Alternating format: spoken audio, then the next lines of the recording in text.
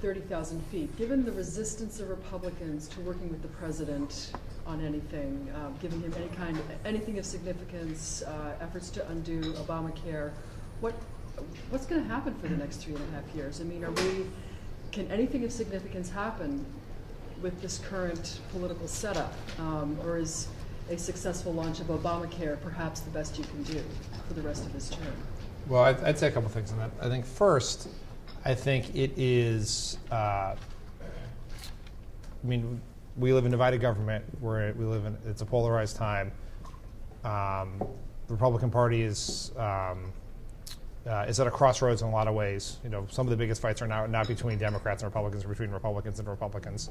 You saw that on the Senate floor yesterday with Ted Cruz and Mike Lee and Tom Coburn. But having said that, a year and a half ago, if we'd had this breakfast in August of 2011, and I had said to you, the president's going to go out and he's going to campaign, he's going to make the case for protecting tax cuts for the middle class and raising the rates on the wealthy back to what they were under Bill Clinton, you all would have laughed me out of the room. And then in December of 2012, President achieved that campaign promise.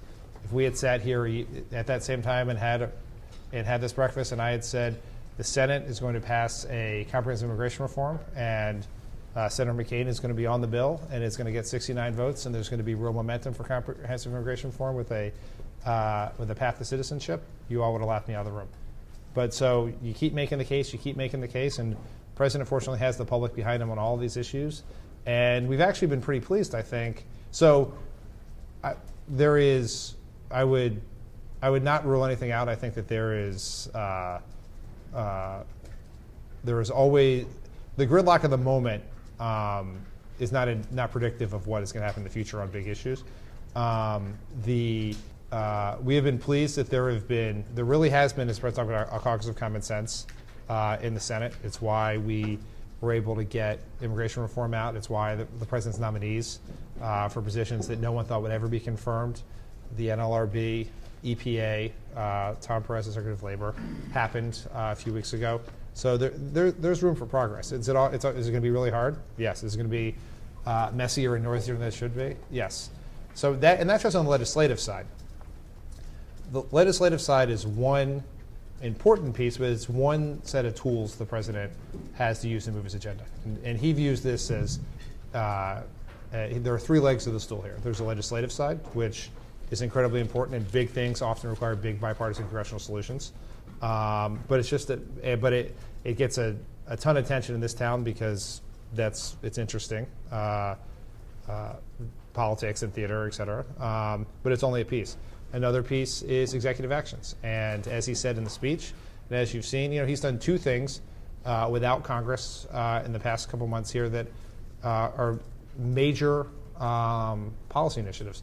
The first, which you all paid attention and covered to, was progress on reducing, dealing with climate change through EPA regulation of existing coal-fired power plants. But also, he making progress on an initiative that Gene has done a lot of work on that will wire every school in America, nearly every school in America, to high-speed internet. In 5 years, doing that without Congress. It's a huge, major initiative that is going to change education in this country. And the third area is using the bully pulpit, where the president can move the country forward, have a conversation with the country, either about the issues she's trying to push forward, to about what's happening in the country at the time.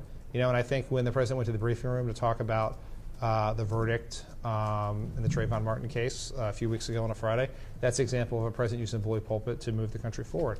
And so he is going to pull every lever he can to make progress every day. He is cognizant that the next 3.5 years will be the best opportunity he has to do the most good for the most people for the rest of his life and the rest of our lives. And so we look at everything. If we can get a big thing through Congress, we can do that. If we get a small thing through Congress, that's great. Do a big executive action, we'll do that. If we can, this thing that Gene has championed about helping the long-term unemployed, that's not an executive action. He's going to sign an executive order. What the president's going to do is going to use the fact that he's president. He's going to call up a bunch of companies, he's going to bring them to the White House, and he's going to encourage them to focus on the long-term unemployed. Something that the First Lady and Dr. Biden have done with the hiring of veterans, which has hired 100,000 veterans.